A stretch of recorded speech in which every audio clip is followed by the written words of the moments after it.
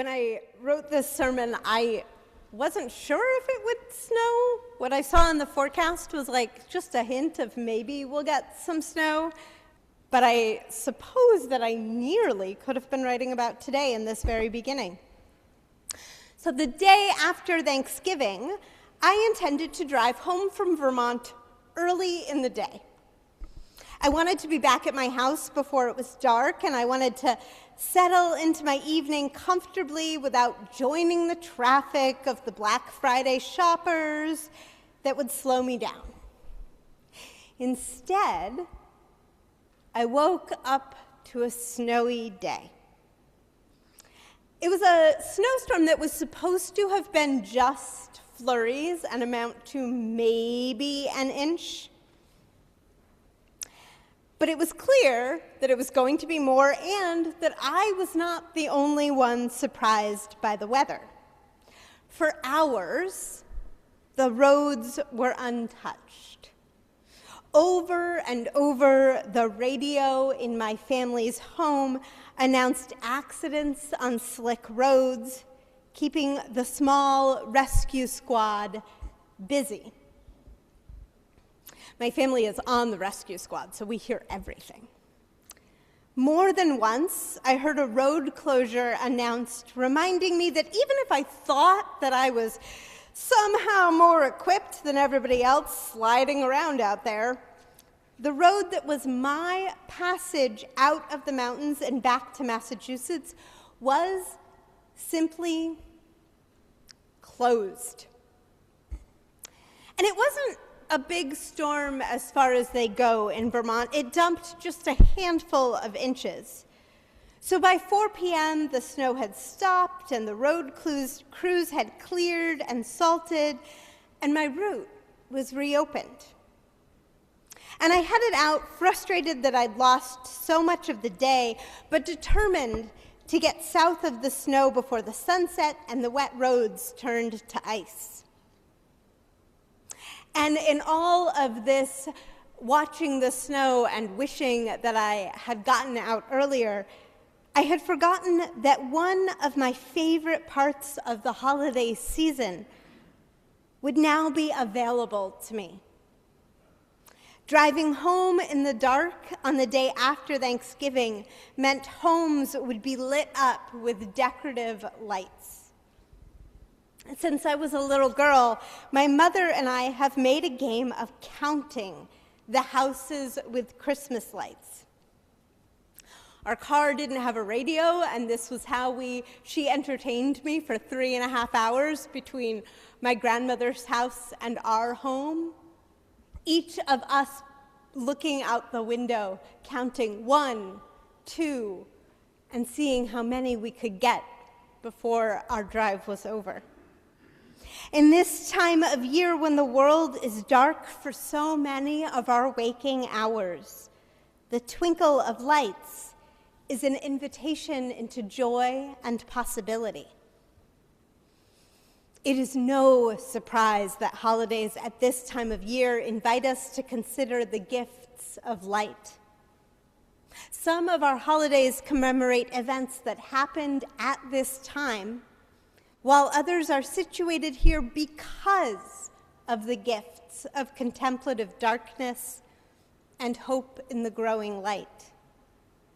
Hanukkah begins this evening with the lighting of the first of 8 candles that commemorate a miracle of 1 day's worth of lamp oil burning for a full 8. The story is set for us in this way in the earliest text. Jerusalem and the surrounding areas were under the rule of an oppressive emperor. Particularly anti-Jewish in his works, Antiochus IV sent his soldiers out to enforce his ban on Jewish practices and seize control of Jewish spaces. A movement formed among the people who revolted and fought against the emperor and regained control of the temple.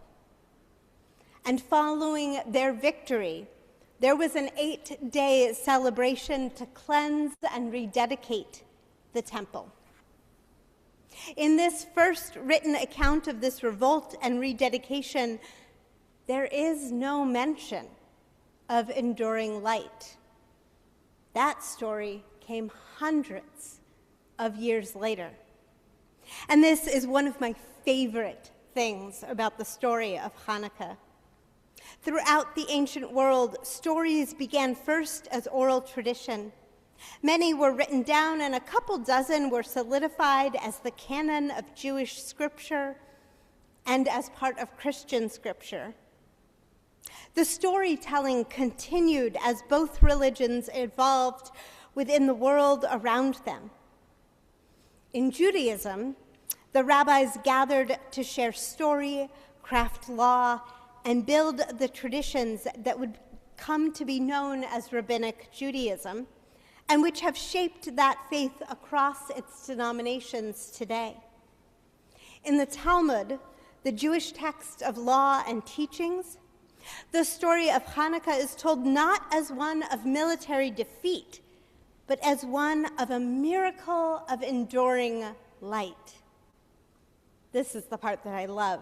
I imagine the rabbis gathering to discuss what they wanted the enduring lesson of that time to be, finding within it a message of hope and perseverance, and then using the world around them to craft a message that guided Jews in their celebrations.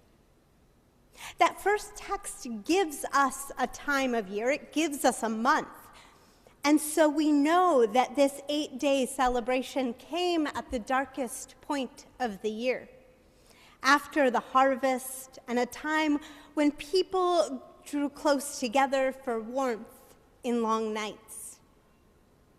It is the perfect setting for a miracle of a light that should be only one day's worth, but sees the community through more than a week. One spark that lasted long past its time. The simplicity of a single lasting light to remind us that we too have the capacity to persevere through a world not set up for our success. When we are feeling disempowered or overwhelmed, we just might find that lasting spark deep within us. And over time, the single spark grows. We see this play out each year as the lights of Hanukkah increase each night. If this is part of your tradition, or if friends have invited you into their own practice, notice how the lights grow each night. Notice that each time the candles are lit, you can see more and more clearly in the dark. Notice that their heat increases, that by the end of the holiday, the lights are with you longer. It takes more time to light more candles, and from the first lit to the last burning out, the time has grown with the light. Winter Solstice, too, invites us to be present in the growing light. Pagan traditions around the world have for centuries marked the turning of the seasons with ritual and celebration. Today we use Winter Solstice and Yule interchangeably often. That will be celebrated next Sunday. We have our Christmas pageant, so that's why we're talking about it today. It will be celebrated next Sunday and mark the shift from the shortest day of the year to the growing light as the turn of the earth and her journey around the sun move us steadily toward spring. Today's Yule traditions invite celebrants into this liminal period of awaiting the sun's return. Our growing season has ended. Trees have shed their leaves, flowers have gone to seed or shed their stalks, while bulbs hold tight. The ground is hard, sometimes frozen. If we pause, we might hear the familiar creak of wood settling in frozen air. Families and communities gather to honor this time of quiet darkness, the renewal the earth finds in this time of rest. We are reminded that just as we yearn for the light and the growth that comes with it, we need the restfulness of the quiet dark, the security of a time to pause. The dark is a place of growth and of renewal. Seeds germinate in the dark. Wild animals know the dark offers protection as they hide from predators.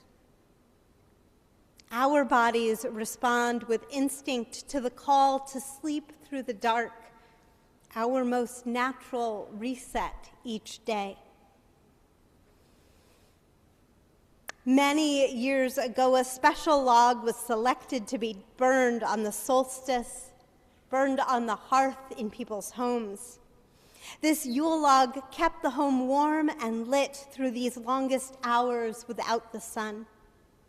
Today, many families will gather to say goodbye to the sun as it sets early and use a Yule log as a candle holder to light the way through an evening of reflection, contemplation, and celebration of a year completed with loved ones around.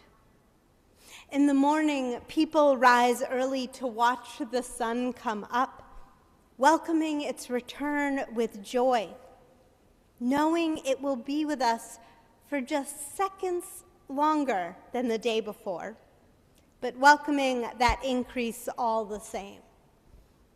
In fact, December 22nd gives us here in Beverly just 2 seconds of increased daylight over December 21st. It is just the smallest of sparks inviting us into hope. We are, as a people, inclined towards hope, I think. We welcome reasons to look toward promise and to share good news. This time,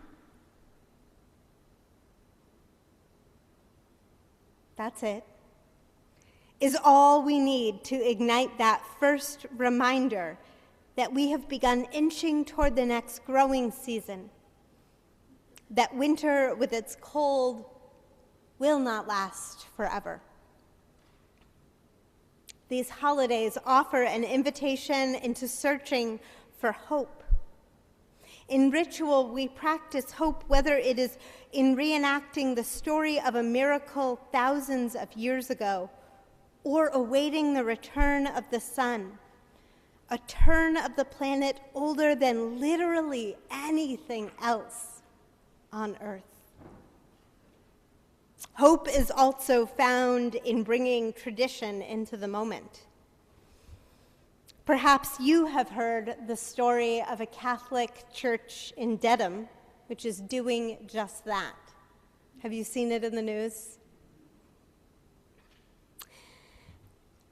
Outside so many Catholic churches this season, we see a creche set up. The tableau depicting Jesus' birth usually shows Mary and Joseph kneeling before the manger. Animals, shepherds, and royalty surround them, and an angel hovers above, reminding passers-by of all the people who would come to visit the baby. In many Catholic churches, it is the tradition to leave the manger empty until Christmas Day, helping to remind people that Advent is a full season of intentional anticipation. But in Dedham this year, the scene is different. Mary and Joseph are absent, and a boldly painted sign states, "Ice was here." Below that, this: "The Holy Family is safe inside our sanctuary. If you see ice, please call Luce," and it lists the phone number for Luce.